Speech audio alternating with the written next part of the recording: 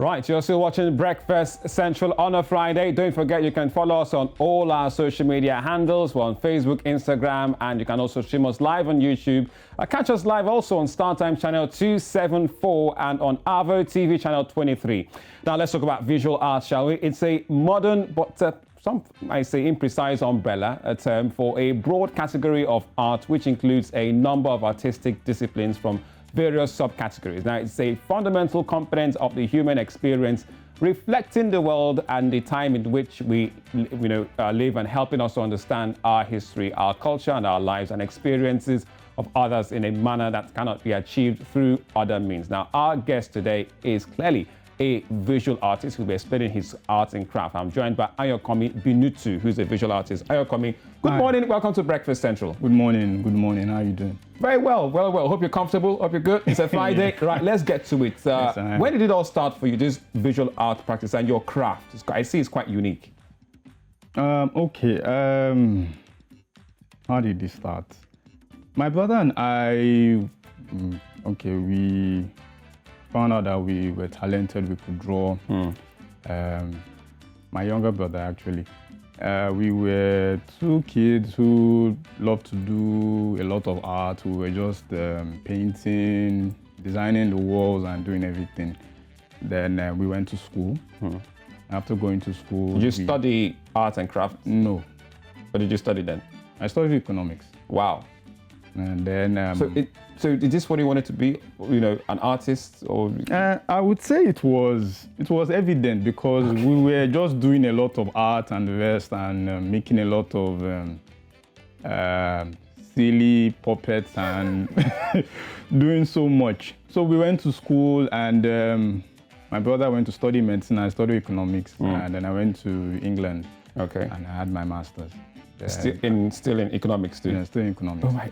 Then, my brother studied medicine. So after graduating, we're just on our beds. I think I was having my NYSC then. They were like, okay, let's start this company called Pencils and Brushes. Yeah. Then we started. And we started getting works and we did a lot of portraits, paintings. Then people started getting aware, okay, these guys are like the Walt Disney of the Walt Disney of the art world. Then BBC came calling, then Combini came calling, then NTA came calling. And New Central have come calling. All right, quickly, so how's the journey been, especially for your pencils and, painting, company started with your brother? How's the journey been so far in this visual space? Interesting. We've learned a lot starting a company. There were times where it was very tough because we didn't start with funding. Okay. We started saving money. So we'll save, get another work, save, and the rest. So we had to learn through the ropes. It was kind of like bootstrapping. And the reception from customers, clients, how has it been? Yeah, it's been very good. We started getting works early enough. Then there were times where we flunked. There were times where we did not make money. Where we had to read business books. We had to talk to clients. We had to strategize. We had to attend seminars, meetings, talk to people. So it inculcated a lot of things that we didn't know about. Yeah, but at the same time, you still had to do the craft. You still had to do the art. You still had to do the things that you have to do with your hands. Yes.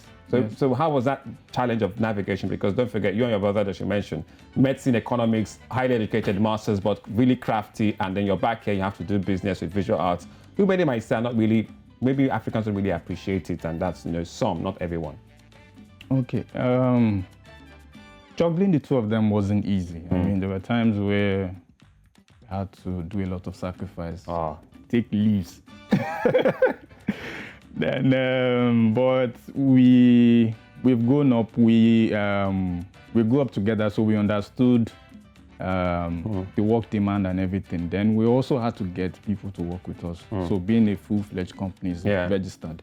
We had to get artists to work with us because we understand that if we want to go far, we have to go with a lot of people. So we had to get a lot of artists to work with us, designers and so many other people. Then we came up with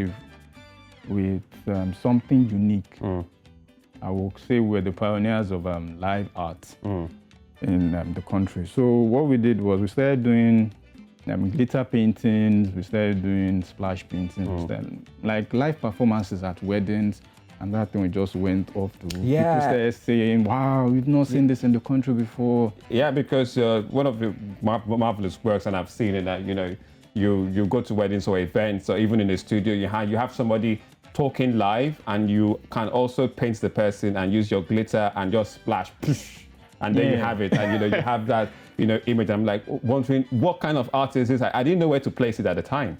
Okay, what happened was we were drawing, we were creating realistic portraits, and we found out that people wanted something different. So we came across this show, America's Got Talent, and we were watching the videos, and I saw somebody just do something like that. I was like, we come. I've not seen this in the country before. Let's try this. So we took 2 years to master that craft. Wow.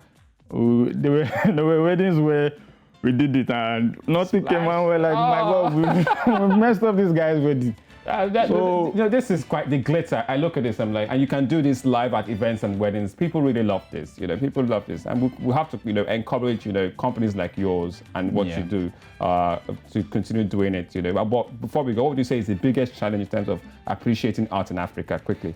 The biggest challenge is, I would think, is awareness. A lot of people don't really know what art can be used for. Art is like a source of revenue for the country, and it can be a source of foreign direct investment. Growing up, people, our parents didn't really like us studying art. They were like, okay, get the side hustle, get a job. But right now, you find out that people are coming in from different parts of the world because they find art as like a preservation, like something that can preserve your culture, something that can preserve your story.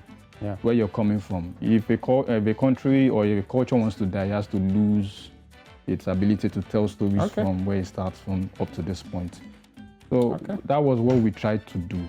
So that's the biggest challenge. That was the biggest awareness. All right. Well, thank you very much coming on. Oyekomi Binutu. Ayo coming on Breakfast Central. Good luck and keep the glitter and splash.